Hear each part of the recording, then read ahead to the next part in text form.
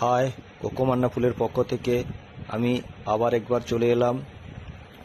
আর আজকে title thumbnail দেখে বুঝতেই পারছো যে ভিডিওটা কি হতে চলেছে। এই ভিডিওতে আমি কথা বলবো খুব ছোট্ট একটা টিপস নিয়ে। তার আগে আমি বলি, 2-3 দিন আগে আমি গাছের আগা পিঞ্চ করেছিলাম। এটা আমি দ্বিতীয় নম্বর পিঞ্চ করছি।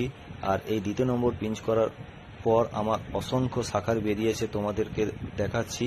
প্রতিটা ব্রাঞ্চ থেকে 2-3টে করে শাখার বেরিয়েছে, ব্রাঞ্চ বেরিয়েছে।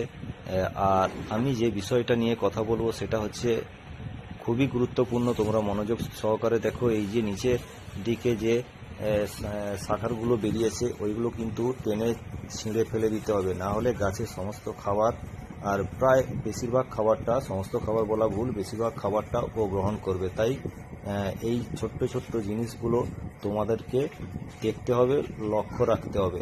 আস্তে আস্তে আমার ছাদ বাগান শীতের জন্য তৈরি হচ্ছে। এরপর আমি ছোট ছোট খুব দুর্দান্ত এই রকম টিপস নিয়ে আসব। আর তোমরা লক্ষ্য রাখবে, সঙ্গে থাকবে এবং পাশে থাকবে। আজকের মতন টাটা, বাই।